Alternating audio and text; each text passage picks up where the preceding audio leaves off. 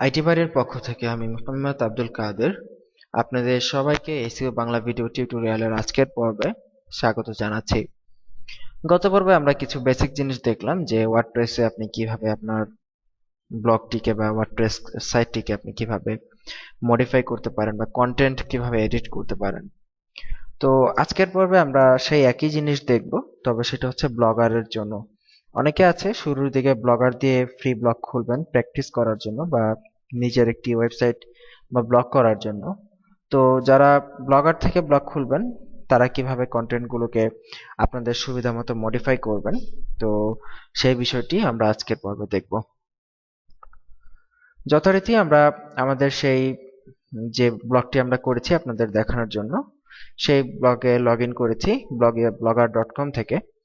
তো এখান থেকে আমরা জাস্ট পোস্টে ক্লিক করছি। এখান থেকে জাস্ট একটি নিউ পোস্ট নিয়ে নিচ্ছি যাতে করে আমরা আপনাদেরকে দেখাতে পারি। সো আমরা এখান থেকে loramipsam.net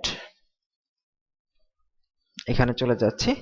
আর এটা হচ্ছে আমাদের পোস্ট টাইটেল। আপনারা জানেন যে পোস্টের টাইটেল ওয়ার্ডপ্রেস পর্বে অবশ্য টাইটেলই দেওয়া হয় নাই।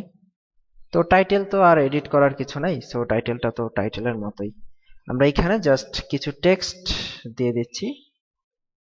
একটু জুম করলাম পেজটা আপনাদের দেখান, আপনারা যাতে দেখতে সুবিধা, অনেক ছোট লেখা অ্যাকচুয়ালি। সো দেখুন, ঠিক একইভাবে আমরা যদি চাই যে কোনো পার্টকে, আর ওই ঠিক ওয়ার্ডপ্রেসের মতোই কিন্তু এখানেও দুটা ভিজুয়াল এডিটর আছে। একটা হচ্ছে কম্পোজ অপশন, এটা হচ্ছে ভিজুয়াল যেটা আমরা দেখব আউটপুটে যেটা দেখা যাবে। আর আরেকটা হচ্ছে এইচটিএমএল অপশন, এটা হচ্ছে কোড। ব্যাকগ্রাউন্ডে কোডগুলো অটোমেটিক তৈরি হয়ে যাবে। তো যেহেতু আমরা এইচটিএমএল জানি না বা এইচটিএমএল অনেকেই জানি না, সো এই ক্ষেত্রে এইচটিএমএলটা আমরা দেখব না। আমরা কম্পোজ মোডটা ব্যবহার করে কোনো রকম কোডিং নলেজ ছাড়াই আমরা আমাদের কন্টেন্টগুলোকে আমাদের সুবিধা মতো মডিফাই করতে পারি।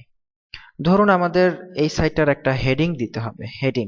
হ্যাঁ, ঠিক আগেরটার মতোই ধরলাম এইটাকে আমরা হেডিং করতে চাই, হেডিং 2। সো এখান থেকে দেখুন এইখানে এই আইকনে ক্লিক করে হেডিং সিলেক্ট করবে, হেডিং। হেডিং দিলে দেখুন এটা অটোমেটিক হেডিং হয়ে গেছে। ঠিক আছে। তো এখানে আসলে ব্লগারে একটু অন্যরকম, পুরোপুরি হুবহু ওয়ার্ডপ্রেসের মতো না। তো এটা হেডিং, কিন্তু আমাদের এই হেডিংটা এখানে হয়ে গেছে। তো আমরা ওয়ার্ডপ্রেসে দেখেছি হেডিং 1 2 3 4 ইত্যাদি বিভিন্ন জিনিস দেওয়ার অপশন আছে, কিন্তু এখানে কিন্তু সেটা নাই। এখানে হেডিং দেওয়ার option, sub heading, minor heading, normal. Sub heading দিলে এটা আরেকটু ছোট হয়ে যাবে, মানে হেডিং এর থেকে সাব হেডিং বা হেডিং 3 সম্ভবত হবে, এটা আমি শিওর না। এখান থেকে দেখি, হ্যাঁ হেডিং 3 হয়েছে, এখানে দেখা যাচ্ছে হেডিং 3। যাই হোক, এইচটিএমএল না বুঝলে এটা বুঝবেন না। যাই হোক, এখানে যদি আমরা ব্লক করে কোনো অংশকে হেডিং সিলেক্ট করি তাহলে হেডিং 2 হতে পারে। আর যদি কোনো অংশকে এখানে সাব হেডিং সিলেক্ট করি তাহলে হেডিং 3 হতে পারে। ঠিক আছে। তো যাই হোক, আমরা আমরা যে পার্টটাকে হেডিং করতে চাই জাস্ট এখান থেকে হেডিং এ ক্লিক করে দেব। ওকে। তো ঠিক একইভাবে আমরা যদি কোনো অংশকে চাই বোল্ড করতে, ধরুন এতটুকু আমরা বোল্ড করব, এটাকে ব্লক করে জাস্ট বি আইকনটাতে ক্লিক করে দেব, বোল্ড হয়ে যাবে। ঠিক একইভাবে যদি ইটালিক করতে চাই আই আইকনটাতে ক্লিক করব, ইটালিক হয়ে যাবে। বা বোল্ড করা অংশকে যদি আমরা ইটালিক করতে চাই তাহলে জাস্ট বোল্ড করা অংশটুকুকে এভাবে সিলেক্ট করে আমরা আইতে ক্লিক করব, ইটালিক হয়ে যাবে। যদি কোনো অংশের আন্ডারলাইন করতে চাই সেই অংশটুকুকে এভাবে সিলেক্ট করে ইউতে ক্লিক করব, আন্ডারলাইন। যদি কোনো টেক্সটকে কাটতে চাই সেক্ষেত্রে এইভাবে সেটাকে সিলেক্ট করে এই যে এখানে দেখা যাচ্ছে যে স্ট্রাইক থ্রো, এটাতে ক্লিক করব, টেক্সটটা কাটা হয়ে যাবে।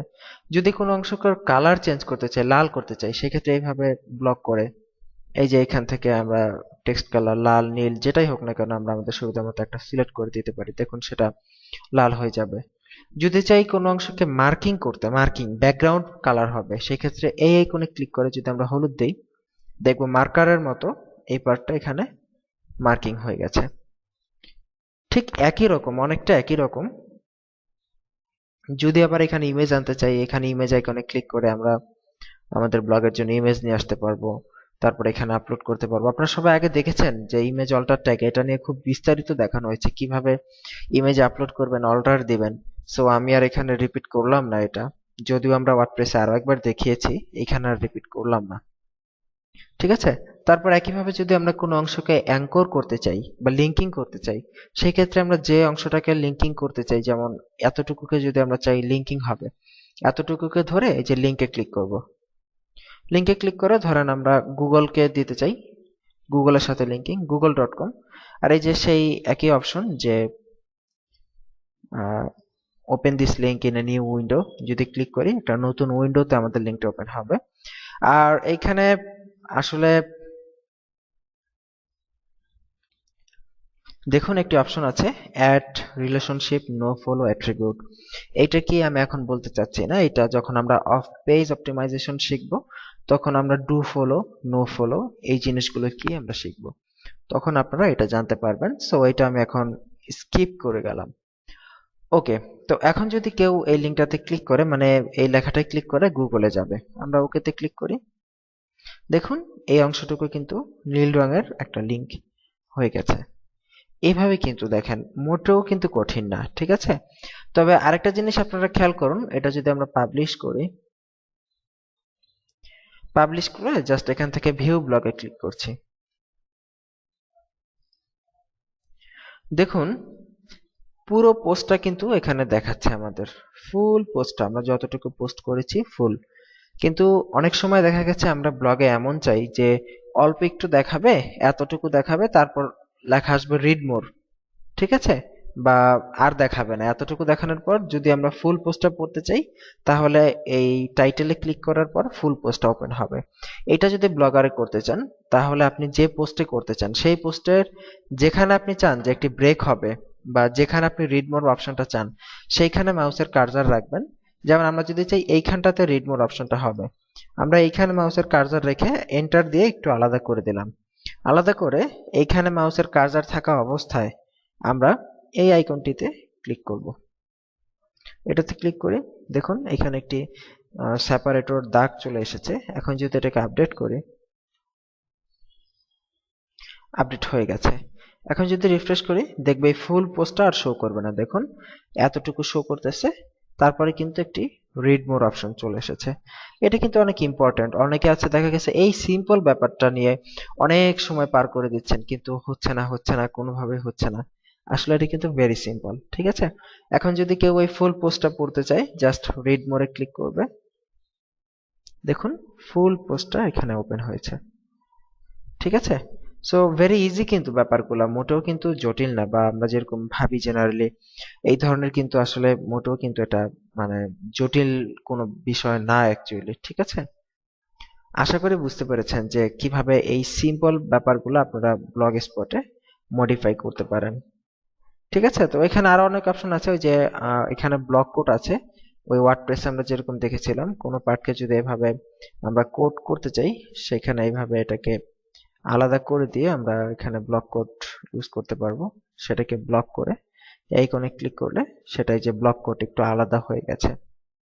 আপডেট করে যদি রিফ্রেশ করি তাহলে আমরা সেই পার্টটাকে আলাদা অবস্থায় এখানে দেখতে পারবো। এই যে এই পার্টটাকে এখানে আলাদা একটু অন্যরকম ভাবে দেখা যাচ্ছে, ঠিক আছে। তো এই ছিল আসলে বেসিক এডিটিং ব্লগার নিয়ে, জটিল কোনো কিছুই না, আপনারা আশা করি বুঝতে পেরেছেন। আর যারা আগে থাকতেই জানতেন তারা আশা করি বিরক্ত হননি টিউটোরিয়ালটা দেখে। ভালো থাকবেন সবাই। আর টিউটোরিয়ালগুলো কেমন হচ্ছে, আমাদের নতুন আপডেটেড এসইও টিউটোরিয়ালটা কতটা বেটার, কতটা ভালো হয়েছে সেটা আমাদেরকে জানাতে ভুলবেন না। itbari.com এ গিয়ে আমাদেরকে জানাতে পারেন অথবা আমাকে সরাসরি ফেসবুকে মেসেজ করে জানাতে পারেন। আপনাদের প্রতিটি ফিডব্যাক আমরা সব সময় চাই এবং আপনার যে কোনো ধরনের মন্তব্য আমাদের কাছে সাদরে গ্রহণযোগ্য। ভালো থাকবেন সবাই, সুস্থ থাকবেন। আগামী পর্বের আমন্ত্রণ রইল। আল্লাহ হাফিজ।